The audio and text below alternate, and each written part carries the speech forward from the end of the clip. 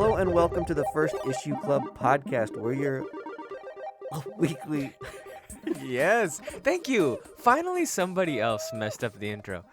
I get tired of We this. can leave this in because, in all fairness, I shit on you so much. Every single week. Oh, here it is. Every week I get the criticism. Yeah. Airing of the grievances.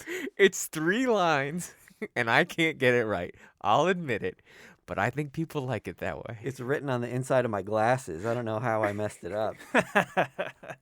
Well, if you're wondering, we're your weekly comic book reading club that covers almost exclusively first issue comic books. Whether you're a veteran nerd or some fucking creep sitting in a parking lot across the street from a comic shop, spying in, wondering what goes on in there. You couldn't afford binoculars, so you've got 2 monoculars.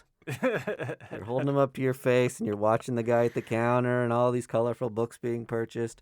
Those are called comic books, and this podcast is supposed to be for you and the veteran nerds inside the comic shop alike. The comic curious. That's right, comic Ooh. book curious. We're here for you. We've got a plethora of books today. This episode is a little different. We're doing a lot. There was so many number ones. I didn't know that March was like number 1 month for a comic I think I spent $45 on first issues today. alone. Alone first issue. Wow. Yeah. That's a lot. I'm not saying I didn't buy like cool variants or anything either. That's just like cover price. So this week had BRZKR Yep. from Boom, which Keanu Reeves partially wrote. So I think that's the lead. If we don't say that first, we bury the lead. Mhm. We got Demon Days from Peach Momoko, her debut writing. 2 super hyped books. Then Scott Snyder, one of the most veteran writers, had an image book. That one's called Nocturna. Yep, Okay. that's right. And then I think that's it for what we're going to cover here. Before we get into those books, a while back, Marvel got wrapped up into the Fortnite universe. Donny Cates wrote like a crossover Mm-hmm. Yeah. within the pages of Thor. It was Thor? called the Nexus War. And then within the Fortnite game, you could get Marvel exclusive skins for your character. Yeah. And now they've moved on to another comic book franchise. This time in DC, your favorite Gotham nocturnal friend Batman is dipping his toe into the Fortnite-averse. And they are doing an exclusive 6-part comic book. Oh my God, that's a lot. Within the Fortnite-averse, Batman loses his memory and is dropped inside the Fortnite island and has to figure out why he's there. But what also in these books, you get an exclusive code you can enter into the Fortnite game to get DC skins for your character. Now, the reason I wanted to bring this up... That's kind of actually more fun than what Marvel did. It Marvel is. just did a handful of covers and like 1 mini story. Right. Making there be like an incentive to go to a comic shop and buy a book, that's rad. DC did do it better. But how quick are those codes up on Reddit and people are just like, fuck it, I'm not going to buy the comic book? They're not individual. I don't know. You know how Marvel does the sticker and Yeah. the digital copy? Oh, yeah. Maybe they'll be like that. I think that they have their own like serial code. Well, So then that's way smarter than I would have done. it gets, That's why like, I'm not very- an exec at DC. it gets. Well, I only know this from Magic the Gathering that you can the card gets verified and then you can't get it again. Yeah. We'll come back to how to digitally verify things later. in Jesus the- Christ. God, should we just get into that now? Do it. Okay, this is gonna be a little bit of a windup. We had covered this thing called NFTs before. In a previous episode, Yeah, and it was so innocuous and dumb that we edited it out because we were like, it's not newsworthy. it was a whole 10-minute conversation. And after we explained it, I was like, I still don't understand Yeah. it. I shouldn't be explaining it to people. This is bullshit at some point. And so now last month there was 210 in 1 month, $210 million traded for NFTs, non-fungible tokens. Yeah. Okay. Fungible is a word that means can't be broken up into smaller units. Yes, let's just leave it at that. Okay. So, It's sorry. No, You're the expert. I'll leave it to you. I believe that it means it can't be traded for the same thing. So fungible means 1 Bitcoin for another Bitcoin that's fungible. Yeah.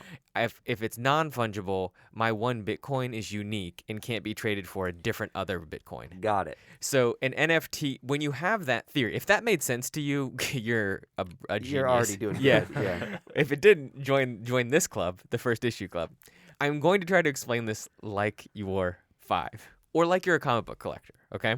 Same thing. Imagine that you bought a first issue and you found it valuable, even though There's millions of other copies. There will be second printings and all of that kind of stuff, right?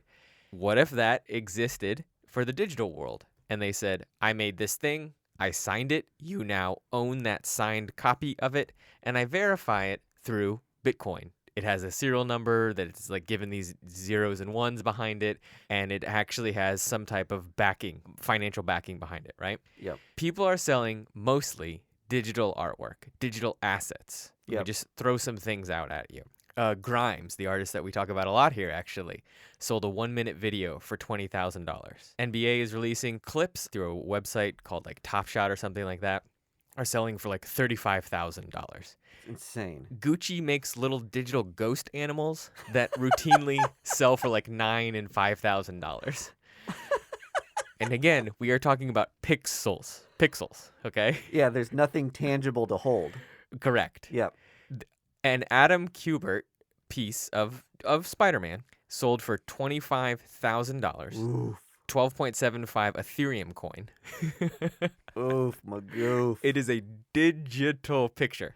This already doesn't make sense to me. I know. The fact that, like, you could just send me your JPEG and now I'm the owner of a digital picture. Right. The only thing that has begun to make sense. So, by the way, when Yep. other people talk about this that know about Bitcoins, they're just like, oh, yeah, NFTs, blah, blah, blah. They're so cool. Yep. Did you know sneakers have NFTs? Like, that's a lot of things that I say sometimes, right? For the average Joe, it's just never going to make sense. You kind of Yeah. just have to accept it as, like, a thing. Mm-hmm.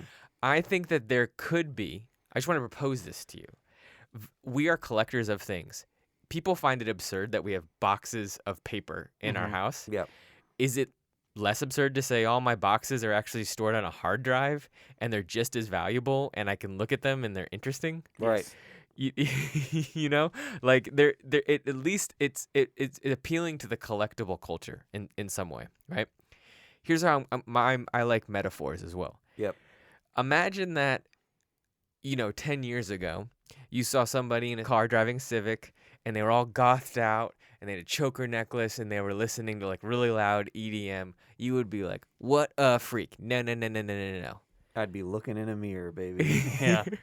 Then comes along Billie Eilish and you're like, everybody dresses like that. Yeah. Boy, was I wrong. I bet on the wrong horse. Yep. I just want to say, by not investing in NFTs right now, we may be betting on the wrong horse. We can't. It sounds like we can't even afford these things. I tried to do this to make At the some point, you think they'll be more accessible if they are successful? so You tried to buy one? I tried to buy one to make you guys laugh, and I'm so dumb that I couldn't couldn't connect my Coinbase Anyway, account. Bunch of Kings broke. I did I find mortgaged my house, bought one picture of Spider-Man. I think it was called Fish Girl on this website, and I was gonna buy it for like $25. God, do we need to take your phone away from you? Oh, no. Heather saw the initial transfer for me to try to buy it and was like, "What are you doing?" Yeah, I'm surprised you didn't smack the phone out of your hand. So I would say like we maybe sound old or stupid to some, and then we sound like I guess the rest of our fans who might be like, okay, yeah, I don't know that NFTs are going to be a thing. I do think it's a viable way to save collectibles. I think it will save collectible trading cards. I really do. Sure. I don't know if comic books will also do that, but I think, you have to at least think that if we're seeing the trading card spec go up and we're Yep. seeing all this kind of stuff, this has to be in the milieu of discussion. Here, I have some questions. One, let's say I buy one of these things, and then my computer crashes and it's gone forever. No, it's not on your computer. You're good. Where is it? Oh, yeah, I didn't know this. Yeah, so it is backed by like a cloud storage of Bitcoin. So if Bitcoin were to go away, which they claim could never happen because the security is so good, then it is literally linked to an Ethereum coin, to my understanding. I'm not one of those guys that does drugs and then sits around and goes, you know what, man, money's just made up, doesn't even exist. Well, somebody else did, and they're making a fuck ton of money. This Yeah, sounds they like are. complete bullshit, but the salesman was so good at selling bullshit that he convinced a whole lot of people But to buy his bullshit. I agree with you. But this is how you become. But you want in on it. You This want to is- make money. This is how you become a conspiracy theorist. What I'm about to say is how you become a flat earther. How is that different than the stock market? It's not. Right? Like the stock market is made up. Like it's just people saying, "Oh yes, that's valuable. Oh no, it's not valuable." But you're right? We saw buying this with GameStop stock and AMC stock inflated by nonsense. By buying power. I guess it is truly linked to supply and demand. We have drifted into non-comic book territory, so I wanted to cover this to be like, this could save collectible culture if it's ever going down the tube. Felix Comic Art Yes. Okay. is what spurred this conversation because they're going to begin selling NFTs on their site, or that's the plan to. And they've got a very large collection of comic book artists. My assumption is that you're going to have some powerhouse artists creating and selling NFTs, be it of scans of their original art or Let me just original digital art. Let me just tell you this. And I 100% believe this statement. 1 week or 2 weeks, we should not buy comics. We should calculate what that expenditure would be, and we should buy one NFT and just let it sit for 10 years. Between all of us? And see what happens. Yes. And I'm not saying we'll be able to retire on that. I bet that NFT will be worth more than it was that week than it is. You think it's going to be like domain names? It is exactly like domain names. 100% like You domain. bought the singular configuration of pixels. Yes. Now no one else can own that. You just have to make sure it's a good one. Yeah. Except, the crazy thing is, nobody else can own it. Yep. But they can certainly replicate it and put it. That's what I'm fucking saying. Yeah. You fucking copy and paste that shit. I know. It is nonsense. That is the part that really throws me for a loop. Now, I will put money into this because I don't want to be left out. But FOMO is going to drive this. Influencers and FOMO. Yeah.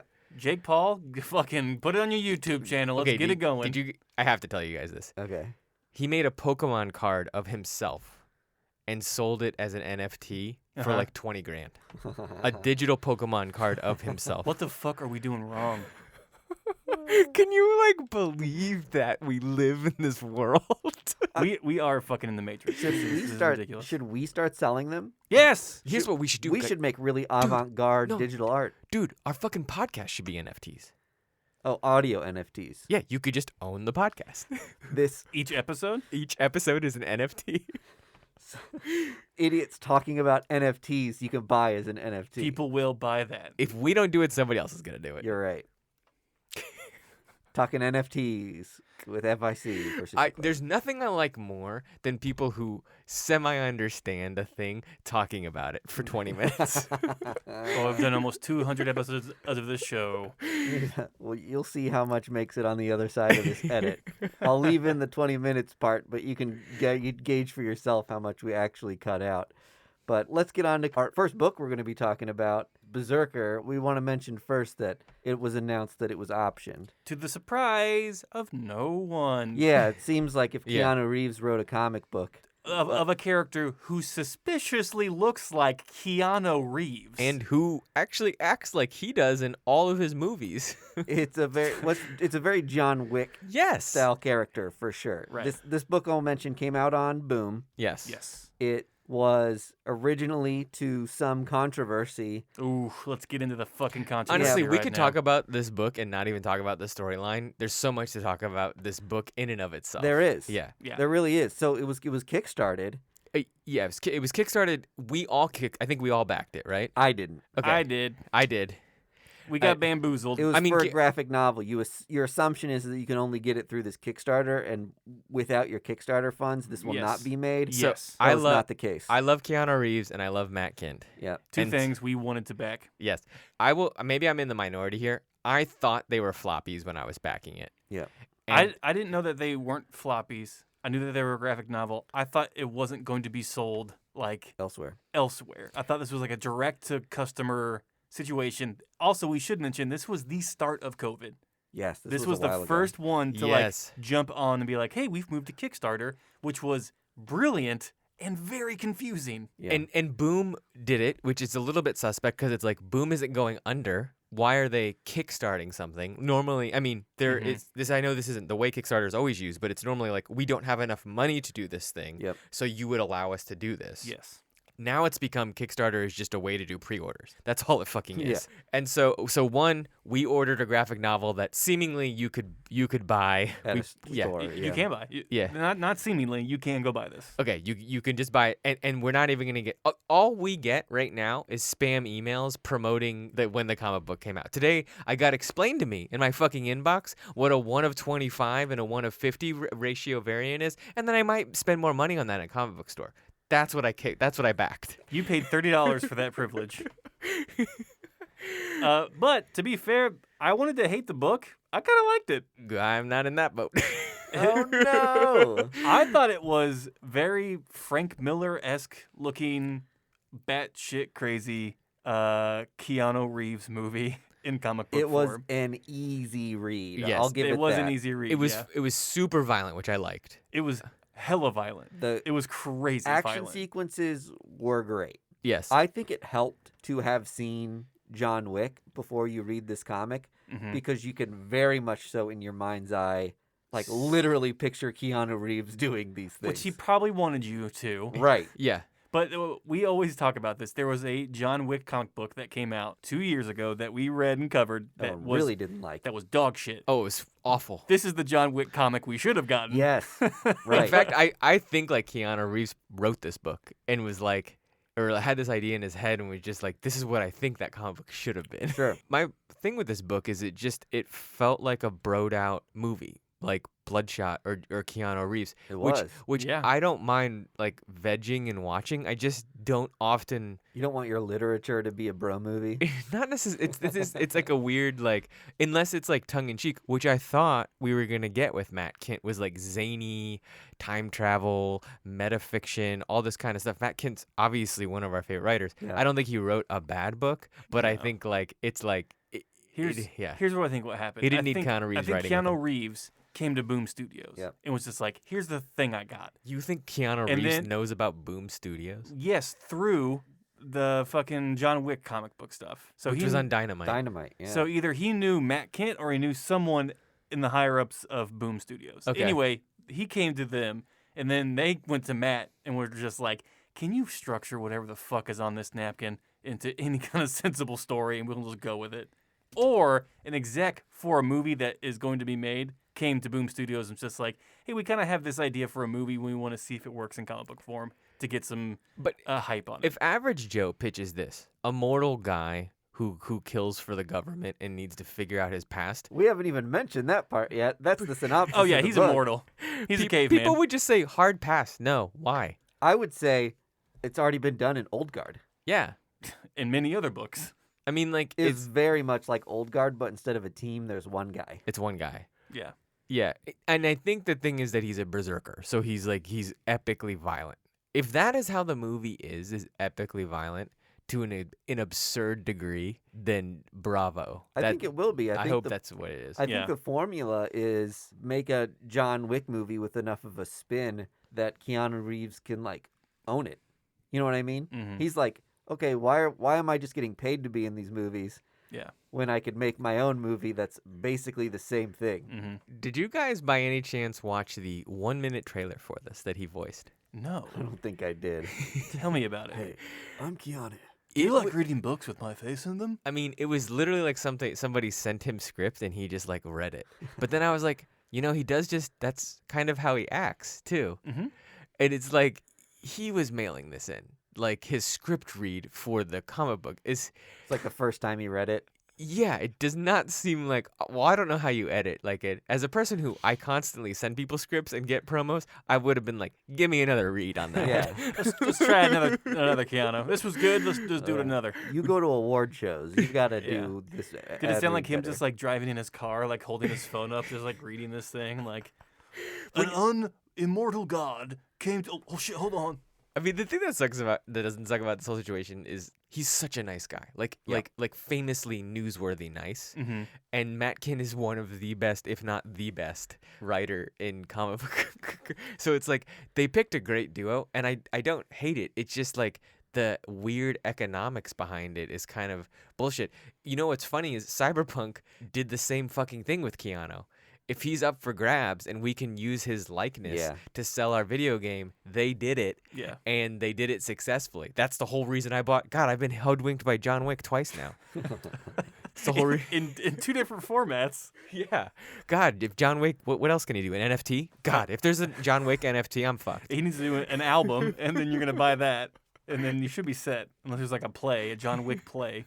I know this is a short series. I'm partly intrigued by his backstory because they show him in like his birth, which we find out is 80,000 years ago. And he was biting his mama's tit, it was bleeding a little bit. He's Yeah. that strong. He was that berserker day one That is a good pull, yeah. after he was born. I would be intrigued to see like some of his like missions and stuff throughout time. Mhm. But I think the idea is just going to be he's tired of living all these 80,000 years and wants to die.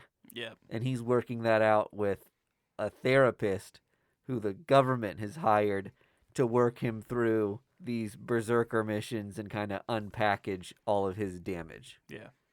Yeah. So, I mean, the reveal at the end where that sort of thing starts to take shape and you realize even though it's just a tiny bit more than a murdering psychopath who can't die, it's at least a little bit more than just that. Yeah.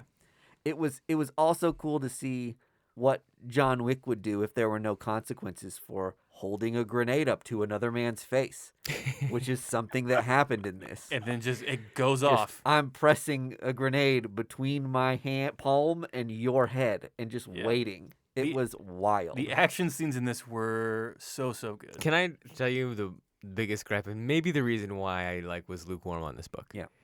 When they're wiring him up to be he's a ghoul, we gotta rehabilitate him in the place or whatever, and he has tons of wires in him. A ghoul.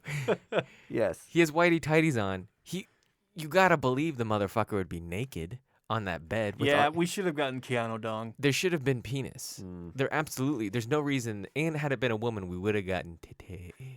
You're right. I do love you bring up that point because he is ghoulish after that grenade goes off, and he gets into the chopper with the other army men, and he is just fried and crispy, just sitting there on the bench next to the other army dudes who are straight up fine, nothing wrong with them. He just looks like warmed over death, just sitting there, just like a hamburger waiting, patty, just hoping to die. I would have loved to have seen that hamburger patty just crack open a natty light and just slam it. It does need a little more Deadpool. Yeah.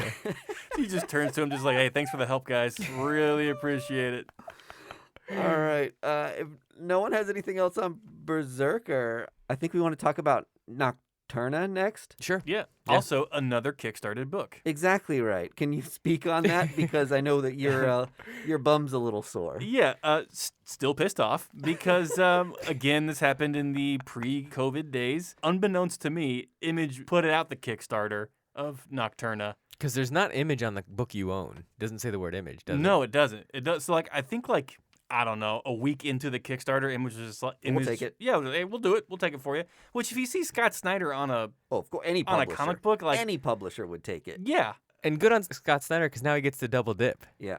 Yeah, he gets that sweet Kickstarter money. Here's the thing that I appreciate about that. Your Kickstarter money is going to Scott Snyder. There you go. That's the difference between this and why people are pissed about Berserker, Mm-hmm. because Boom kickstarted that Yeah. book and Matt Kindt didn't make a lick or only made a teensy percentage Yeah. of this A ton of money. tons of money. He's- Nocturna. Yeah, anyway, Nocturna is a truck driving book. Oh, I love that. Set at night. I was very confused by how they referred to time in this. And PM. PM, which, So stupid. which is short for the evening, Yep. unless Yeah. I'm missing something. Yes. So I think in this reality, there has been a BC, an AD, and now a PM, which is the era of night. Yep. Oh, yeah. Okay. Correct. Because they start counting in PM1, PM3, and now we're in PM10, 13. 13. Okay, that's what it is. But essentially, the world has been cast into eternal night, Mm-hmm. and the reveal is that people who stay out of the light for too long Mhm. turn into a monster. Yes.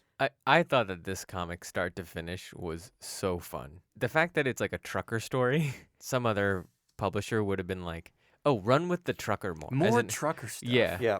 But it's like truckers subtle. It's just a way of the world. Truckers are like the Badasses. superheroes, sports stars. Yeah. Like there's a couple kids walking through the street who are like, "Oh, there she is." Think like, of ice road truckers, but way, way harder. but and those are at the only night. people who like leave the village are ice road truckers. Right. As it should be. They goddammit. would be cool. Yeah. I hope that this goes on for a little bit because it's everything I want. In It a would be story. a great ongoing. Scott Snyder's just off of Death Metal from DC. Yeah. And you can kind of tell a little bit from the character designs from some of these truckers that he wasn't done with his zany interpretations of Mad Max-esque people.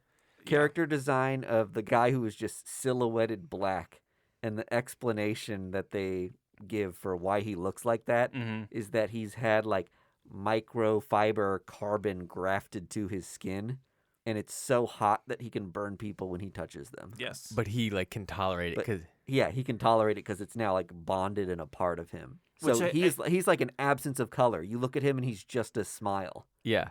And It's so wild looking. I guess they did that because that means he's always covered in the light. I don't understand the reasoning behind him covering himself in that material. Neither do I. To be a badass. Is he less detectable when he's out in the dark? Yeah, maybe he's not even seeable in the dark. But you still have to come into contact with light in order to Mm-hmm. not turn into a monster. Did you guys know this? Tell That me. that black's not a color; it's just the absence of light. I did know that. Beautiful. That's why space is black. I did marijuana once, and that was the only fact I learned. That was a revelation I had. Turns out everyone else has too. Demon Days came out by Peach Momoko, Yes. writer, artist. What'd you guys think of it? They could not have done this book better. It was comic book perfection. I absolutely loved it. Completely And enamored.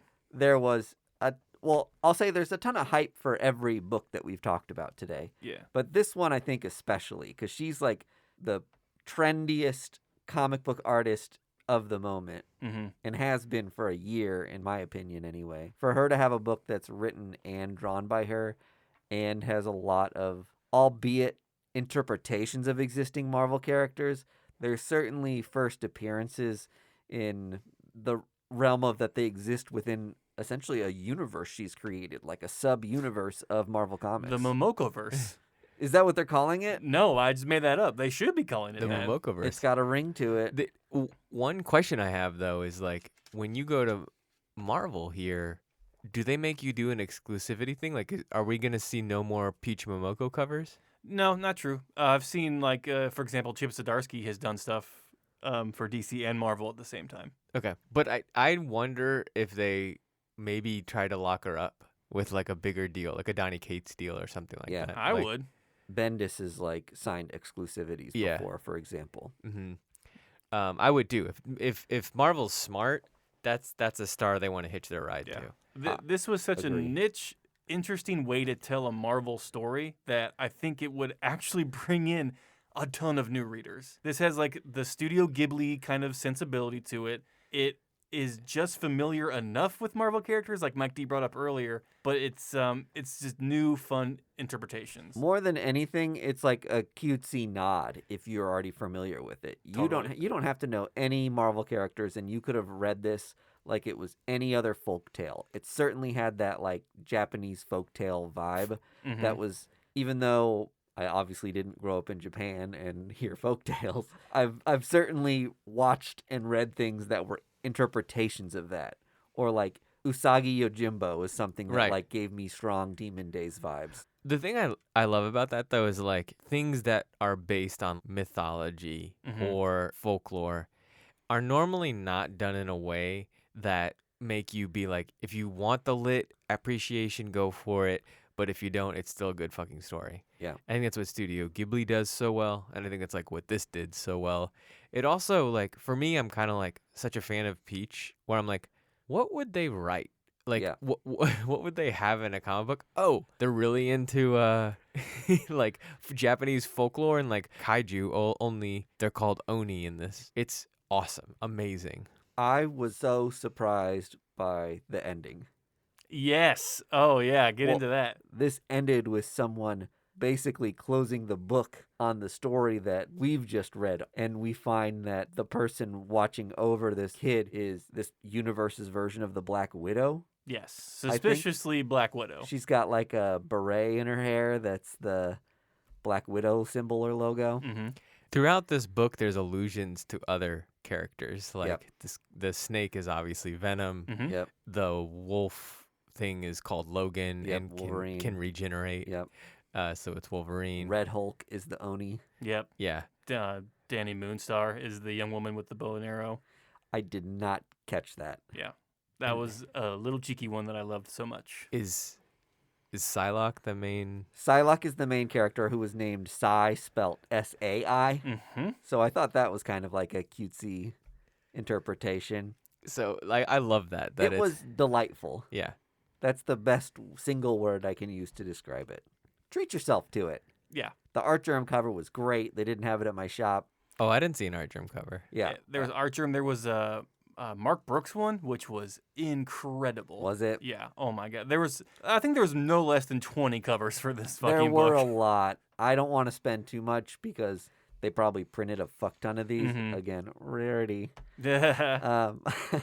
But I love the art germ cover. I'd love to get my hands on it if there's a cheap version. Did you guys see that this isn't on our news thing that the cameo appearance of the Miracle Cyberpunk Batman person came out this week?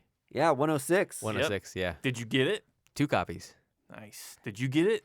I did. I bought the A copy at my shop, and I'd already ordered a B cover through Midtown Comics. Mm-hmm. I loved the B cover so much. Was that the wraparound one? Yes. Yeah, That's got what I that meant one. by 2 copies. I got the It's- A and the B. Gorgeous. Yeah. Now so if you want the wraparounds, DC's gonna be doing that for all of their returning ongoing series. So Superman will get one. Detective Comics is also gonna get Is that one. what the deal is? So after, it's what they're doing after Future State. So the Infinite Frontier books, when they Yep. come back, a lot of them are gonna have that wraparound. The cover. Infinite Frontier book today had an amazing wraparound cover as the alpha for the whole series. Are you calling the A cover the alpha? Yes, Or- I was saying like or just the book is an alpha? the book is an alpha, but the A cover Yeah. is a wraparound. Yes. And it's beautiful. Beautiful colors. Oh yeah, like the colors. Shades of Yeah, pastel. they kind of pop. Correct me if I'm wrong. Are we going to get into that a little bit on the Patreon? So we're gonna on the Patreon we're gonna do the DC event books essentially. Yeah, that's right. This is a huge, huge week for DC. Yep. When I was looking at this schedule release again, so many number ones, so much hype surrounding all of these, and so many big creators. This Infinite Frontier Zero was kind of the book for me that like trumped the hype on everything, Mm-hmm.